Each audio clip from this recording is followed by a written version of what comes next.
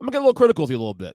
It's a little bit, Sure. a little bit. I know where So this is going. yeah, you know where this is going. And I'm not saying critical in a bad way because I actually tend to agree with a lot of what you say in pertaining to pro wrestling, specifically AEW and their whole business model and how they do business and Tony Khan, his behavior and all that stuff. The only thing I've always said is with you is that you seem Duke is definitely this way. Our friend Duke Bennett, a friend of the podcast as well too. But even more so, you feel it feels a little more heavy handed on your end because it feels like I feel like maybe it's just me. And when I read your tweets and read your, like, especially in Duke's wrestling um group on Facebook, which I feel like I enjoy being in there. But it feels like every time something AEW pops up, negative or positive, there's Danny G coming in there with the yeah, but.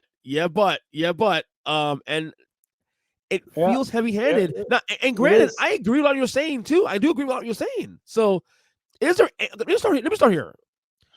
Is there anything positive AEW is doing or has done that you can grab a hold onto to say, okay, I don't like what they're doing here, but this may work? And is there anything positive on AEW that you Right can grab now, onto? right now, I guess now, yeah. no. Right now, no. Not a thing. Okay, Not a thing. In the okay, past, absolutely, okay. absolutely. I watched a lot when they first came out. I was very excited. I'm a big Cody fan. Always have been. I Cody like Rhodes, Cody Rhodes. right? I like Cody Rhodes. Yeah, I was excited. I really was, and I was watching, and I enjoyed it. I'll even YouTube occasionally um, the first show, Cody's entrance, because they had him open the show Yeah, when he when he smashed the throne and stuff like that. I was so happy for the guy. right. So happy for the guy. And I watched a lot. And I kept up with it, and obviously it was new and it was different, Mhm. and it was something kind of fun to watch. Yeah, And then it became this guy's talking about WWE and throwing shade at WWE, and then this anti WWE promo comes out, and then this happens, and then this happens, and then this guy gets released by AEW, then he's immediately brought in released by WWE, he's immediately brought in by AEW, and he's going right. to be the next big game changer, and all this other stuff, and that's not what this company was supposed to be. It was Yeah, supposed to be an alternative. It was supposed to be something different. They were going to give the fans something different. So, and then things were going pretty good. And then all of a yeah, sudden, 2021 comes around, and Adam Cole gets there, and Daniel Bryan's there, and CM Punk gets signed, and then AEW is at an all-time high, and things are going good. And I actually like that night CM Punk came back in August of 2021 was awesome. yeah, That was awesome. Even if you yeah, don't like CM Punk, that was fantastic. That was great. I was like, here we go. We're going to have two shows we can watch on a weekly basis. And how you manage to screw that up, I have no idea. But Mr. Khan has to go out there and declare war on WWE and stuff. And here's my thing, okay? And I've used this reference on Duke Show a couple times. yeah, I'm a restaurant food service veteran. yeah, Okay, you don't open up a restaurant, right? You don't open up a burger joint and immediately say we're coming after you, McDonald's. You know what I mean? yeah. You Absolutely. open it up, you try to establish your business, you try to do what you do and do it well, try to be different, and you grow that way. Okay, you grow you grow organically, I guess is the best way to put it. You just Right. you let it go. Tony immediately decided that he wasn't just going to start a wrestling company, he was going to be the biggest wrestling company in the world, and he was going to do this better, and he was going to do this, and he was going to listen to the fans, and he was going to do this, and he has done none of it. Yeah, And he has been very reactive to everything WWE does instead of focusing on what he should be doing, yeah, which is his business and his brand. Okay. He lies on a regular basis to try to get people's interest. Um, he put 72,000 people in a stadium for a wrestling show in London, yeah, right? That is phenomenal. That's fantastic, right? But what right. was everybody's main focus? because he had to come out and say he put 90,000 people in there, right? He had to say this was the biggest wrestling show in the history of professional wrestling, and nobody can say we did this, right? So what Over do people embellishing, in do? other words, yeah. Over embellishing. So what do people immediately do? They're going to knock you down because you know what? First of all, nobody wants to support a billionaire. Nobody wants to do that in general. Nobody. It's just if that's to me that's human nature. Okay. Nobody wants to spoil. Nobody wants to support a spoiled brat billionaire who didn't earn the money himself. You can say what we want about Vince McMahon. There's a lot of things about Vince McMahon that people do not like. But you know what? He came from nothing and he worked his way up and he bought his father out for $1 million and he turned that into WWE. Okay. Tony Khan inherited money from his rich father Yeah. and decided he wanted to start a Yeah. wrestling company and had a hobby. And the worst thing that he's done is he has taken people who have spent their life in the business and he has treated them like they know nothing. How do you let a guy like Cody Rhodes walk out the door coming from the pedigree that he came from? Do you know I what I still mean? like to know what exactly happened with that. He's been very mum about that. Remember the documentary came out Of with on course, WWE Network. He's been very. yeah, yeah. Well, I'd like to know Cody, the details on that one it's day. because he's a professional. Cody's a professional. Right. He's not going to say what really happened. But my personal opinion is what really happened was, first of all, there's no AEW without Cody Rhodes. There's no I agree. AEW I without agree with you. Cody Rhodes. And as much as I hate to say this, Cody Rhodes, the Young Bucks, and Kenny Omega. There's no Right. AEW without those guys. Okay. Right. Cody Rhodes and the Young Bucks put on that show All In or whatever it was in Chicago to show that they could do it. Yeah. Right. Tony Khan latched onto that and took their vision and their dream and decided he was going to turn it into his. And that's what he's done. So what happens is he goes in and he starts saying, well, I'm the money behind all of this. Why aren't you doing what I want you to do? And I think what AEW was becoming wasn't in particular Cody Rhodes' vision. Now, the difference between Cody and a guy like the Young Bucks is Cody had options, Yeah. right? Cody reinvented himself. Cody became the American Nightmare. Mhm. That Vince McMahon knew that was going to work. He's like, I can take this and we can work with this. The Young Bucks don't have any other options. No, they won't work WWE with doesn't. WWE. They wouldn't work. Kenny No. Omega doesn't have any other options. You know what I Right. mean? He can go back to Japan if he Oh, you're right. wants Yeah, he can go or out. He can something go do like that. the He indie can do market. something like that. Yeah. Absolutely.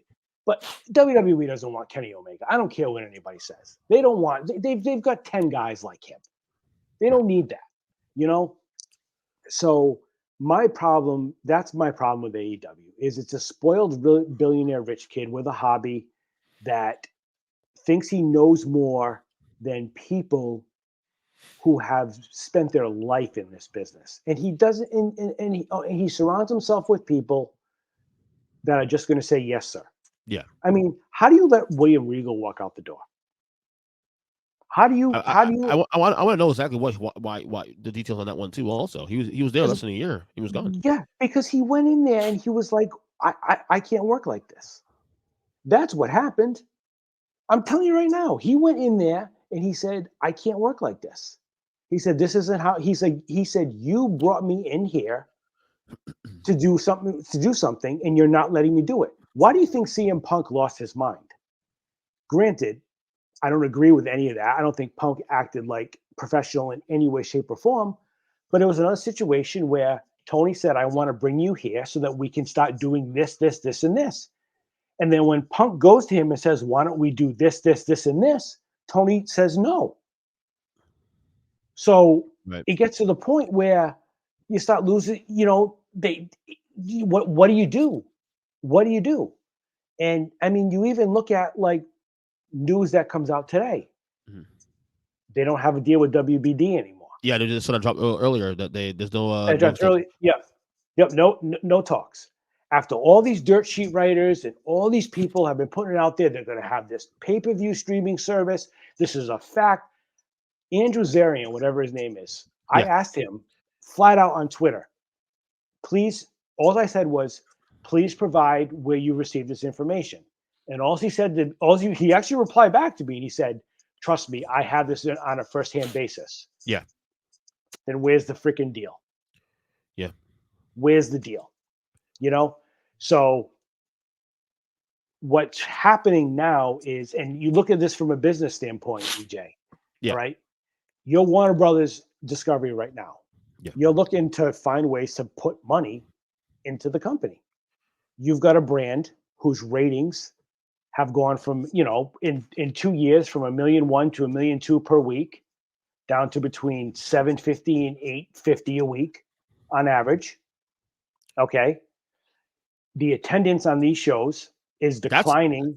that's the It concern that that the attendance of that's it the is biggest concerning. concern. That's the biggest concern. There's like, they're offering buy one get ones up front Yeah. to get people in the door. You know, so you're putting on a show where you can't even like show a specific camera angle to make the crowd look like it's empty. Right. You got people not tuning in to watch your show. Well, a lot of it too. Also, he's also trying to call for a walk. Why are you booking these big arenas when your company's not that big? Like, just And stick with what you know. Stick with what works for now, and of slowly course, build your brand. exactly. Yeah. And there's nothing wrong with putting Yeah. 4 to 5,000 people in an arena, Yeah. banging it out, having a fantastically pumped up crowd and going from there. I mean, Instead, you, right. I've been to AEW show before. I went to the very first show they did after the pandemic was over. The first live show. Okay, that had what 3,000 people there. Okay, and I had a blast. I had more fun in that show than I ever had on a Raw. I attended years yeah, ago. 100%. There's nothing wrong with that. It's great. It's great. It's just, and it's frustrating for me as a fan, as a guy Right. who remembers the WCW WWE war. You know what I Yeah. mean? Remembers that, and remembers how fun it was to flip between the two shows and see what one's going to be better. You know, Right. It's it's just frustrating. It's frustrating because in the end, if this thing fails, and I'm not hoping it does fail, and I'm sure you're not hoping it fails either. no. If it fails though, who gets hurt the most? These wrestlers have The no wrestlers home, do. nowhere to The go. rest Because the Tony Khan be wrestlers fine. do. He's rich. He'll be Yeah, fine. the wrestlers do. You're right. They don't have anywhere to go, and which is too bad. Right. Which is hard. On a personal level, you don't ever want to see anybody out of work. Right. Of course. You don't want that. But so when people say things like, "Oh, they're winning because Tony's doing this and he's doing this and he's doing that," okay, that's fine, but he's not doing it for the right reasons. Right. You know what I mean? He's doing it because he just wants to crush WWE, and it's just funny because you see all this stuff, but that Tuesday night where they went head to head NXT versus Dynamite, right? Right. If that's not proof Yeah. of Triple H and Shawn Michaels just saying, if you really want to F with us, this is what we're going to do to you. You would think it'd And be a humbling. Right. that's exactly what they did. And they didn't say a word about it. They just said, "Look, we're going to put Cody Rhodes on. He can make an announcement.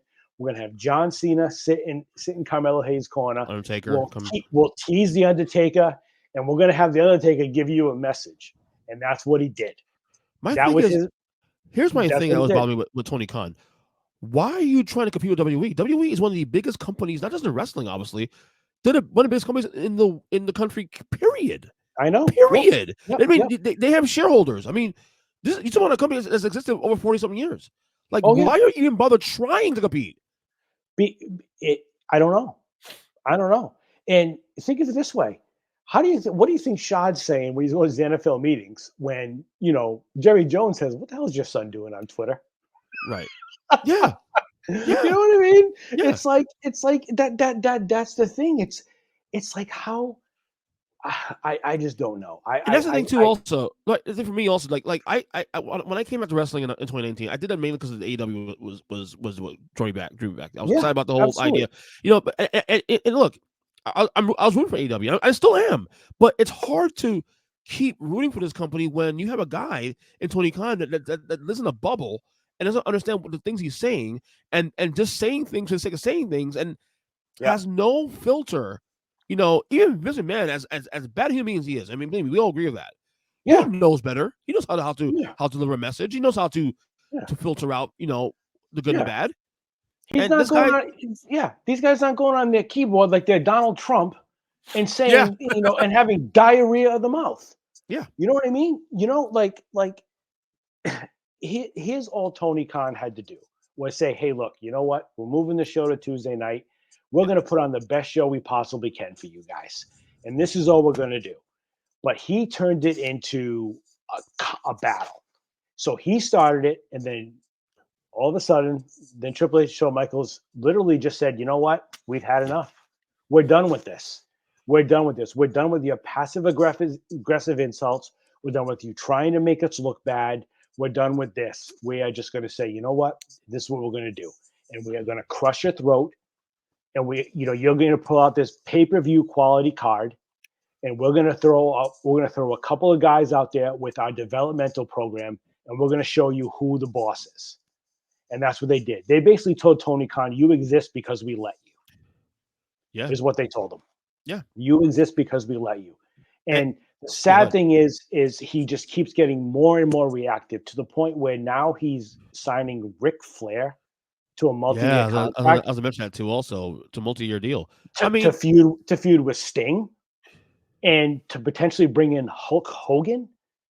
So that's 71-year-old Hulk Hogan, 71-year-old Ric Flair, and 65-year-old Sting are going to be your guys, and 50-year-old Adam Copeland Edge are going to be the guys that you're going to move your company forward with.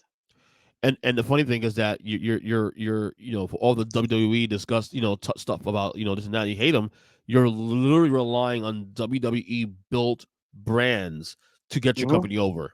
Yep. Ric Flair being the exception to the rule, but Adam Copeland, Edge, Hulk Hogan, okay, I guess Sting also too. So Hogan but Yeah. even those guys went to WWE for a while, So Well, Hogan. I mean, granted, Hogan. The NWO thing with WCW is what really is one of the things that helped him reinvent himself. But right, he'll always be known as the real American. of You know course. what I mean? So that's Hulk Hogan. So yeah, he'll always be known with WWE.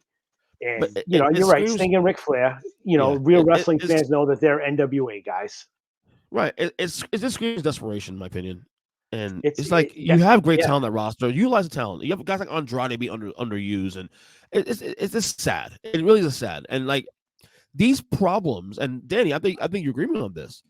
The issues, like forget the outer stuff, like within promoting AEW, the booking itself is easily fixable. It's Easily very fixable. fixable. It's very fixable. It's very fixable if Tony Khan would listen to people, but he's not listening to anybody. Yeah. He's not. He's still Yeah. promoting these dream matches that he wants to see. Nobody wants, a dream match. Daniel Bryan against Andrade. That was the WWE mid card house show match. Yeah. You know what I mean? Or then you're bringing in a guy from CMLL or from Right. Lucha Underground Right. that nobody knows. That nobody knows. That you're bringing in these guys from Japan. Look, nobody in America cares about Japanese wrestling. They don't. They don't. I mean, I can think of one Japanese guy who's ever done well in America, and that's Shinsuke Nakamura. Right. I also do It's think I also do think too, and I've been saying this for years since the company started, that the reason this company has not crossed 1 million viewers per show per week for a while, and it continues now, is because of the fact that this company has a ceiling. Like they don't appeal to a wider audience. They appeal no, to a certain segment audience. Okay, yeah, they don't appeal to kids. So if you give me an example, as a father too, okay, who has a 10-year-old, 6-year-old, we all love wrestling. But they don't watch AEW, not because they don't want to watch it.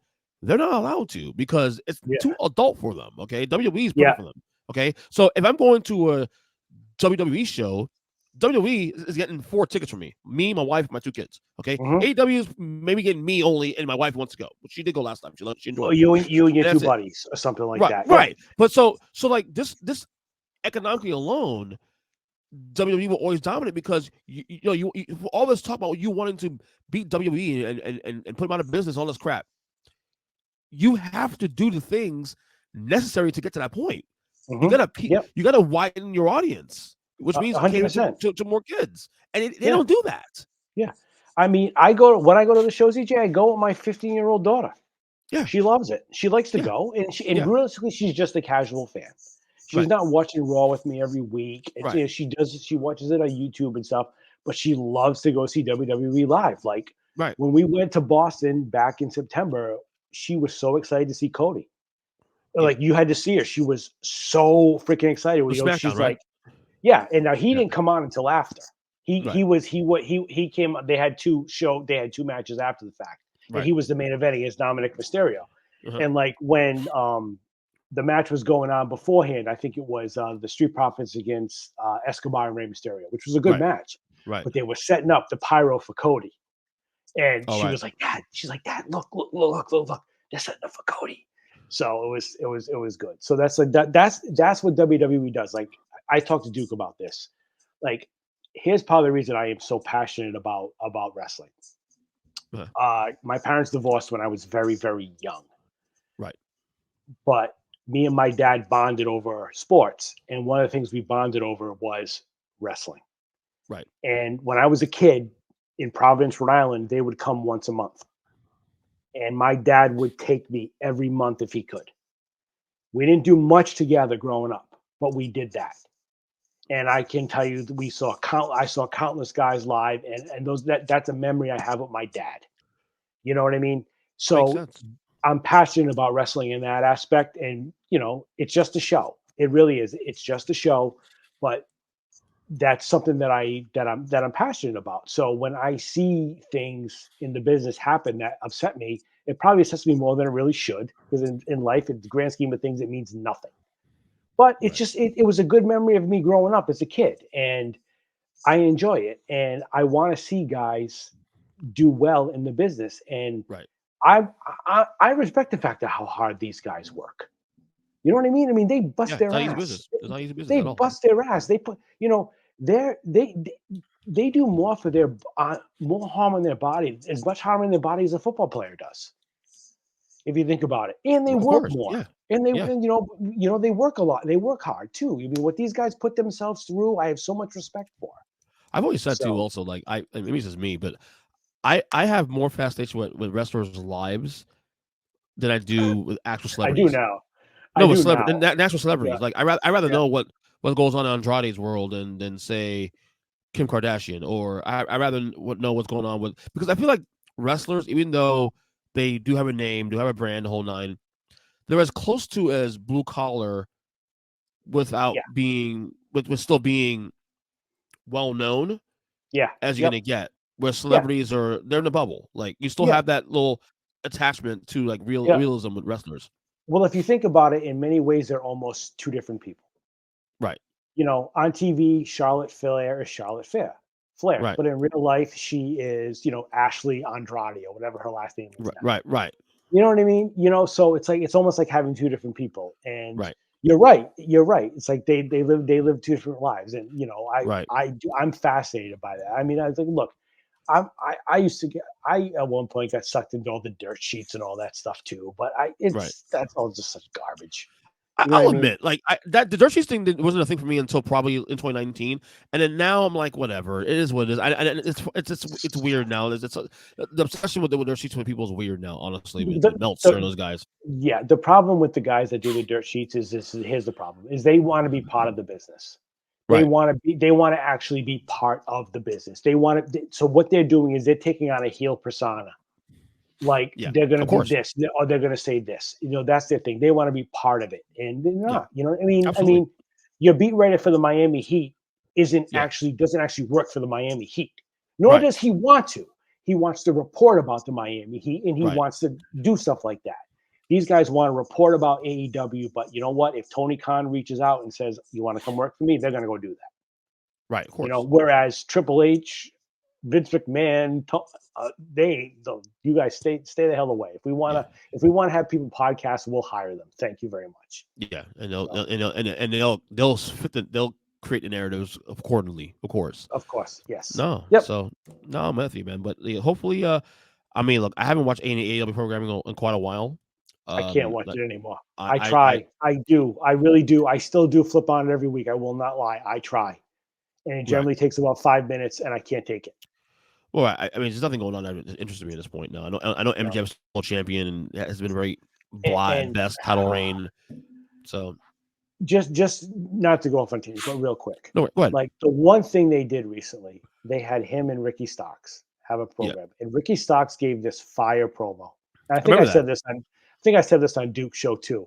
You And I did. actually went on and I was like, "This is the best thing I've seen probably in all of wrestling in a while." Yeah. That was fantastic, and it lasted a week. Yep. It lasted a Bad week. booking. And I've been saying about 2 years now. They got to put the strap. They got to put the rocket on that guy. They're not going to put it on him. You know why? Because he's WWE bound. Yeah. Ricky, there's like two guys in AEW that WWE wants. One is Ricky Starks. Right. They want him. They Who's the don't other want one? him. They don't want MJF. I don't care what Right. anybody says. They Okay. don't want MJF. They don't want him. Yeah, I think they'd take Aleister Black back. I do think they would take him back. Alphabet's amazing. They not the ball with I him. think I think Triple H knows Vince McMahon really screwed that one up. Yep. Which again, if you want to compare to people who's lost their fastball, you can do Vince McMahon and Bill Belichick, and you can 6 in one, half dozen in the other. Oh Two yeah, guys, I definitely see two the guys who were great at what they did for years, but it's kind of passed them by. pass for time. Yeah, So makes sense. But I actually think he's tried to go back to WWE a couple times, which is probably why he's had such bad booking over the past couple. Only of that, years. but he also his wife's there, so Of course, makes and sense, look, Grant, is she a main eventer? No, but she's relevant. Yeah, She's on TV every week. she's gorgeous too. And oh goodness gracious, and My top five. Oh yeah, she's up there. Top I'm five. with you Yeah. on that. You and I did She, that whole top 5 thing. I months ago know, on this podcast, I know. I agree with that. I agree with a lot Yeah. of what you guys said. Yeah. Yeah. But they just, that's another big problem with a lot of these wrestlers is, Yeah. me and Duke talk about this a lot too, is Mhm. self-perception and reality, or no, in a sense, as The Rock always said, know your role. Right. The Miz has made a 20+ year career out of the Yep. mid card. Yep. He is a multi-millionaire. Yep. For And he's still doing really so. good at it. And he's still really And good at he's doing it. He's still still really good at good what at it. he does. Yeah. Because you know why? He knows what he can do. You Right. know what I mean? Yep. Like people talk Absolutely. about like I'll give you like Austin Theory right now. Okay. I don't ever think Austin Theory is going to main event a WrestleMania. Right. But you know what? He can be relevant for 15 to 20 years doing what he does. Yep. And he'll be good at it. He's You know what I mean? Kid. He's in great shape. He's Sure. the character can work actually for a long time. Yep. And again, not to bring up Duke again, but like guys like The Miz, guys like Drew McIntyre, you can throw them anywhere, and they're gonna make it work. Which is why Drew McIntyre is not going anywhere. I hope not. He's not going. He's not going anywhere. I He's hope they gonna do. stay right I hope they where do he turn is. him heel too. I hope the heel turn's coming. I think they're gonna. I actually God. think they're gonna kind of do like a Roman thing with him. I really, really do. It'll work. I think they will. Oh, it absolutely will. It absolutely will. So I don't. He's not going anywhere. He's not somebody that they're gonna let walk out the door. Well, speaking of, yeah, go ahead. Go ahead. No, WWE keeps anybody they want to keep. Yeah. Remember when Sami Zayn and Kevin Owens were pegged for AEW? Yeah. They're going there. They're going to hang with their buddies. No. No. Because WWE said, no, we don't. Here's what we're going to pay you. This is what we're going to do for you. All right. And they signed on the dotted line. Yep. Well, speaking of WWE,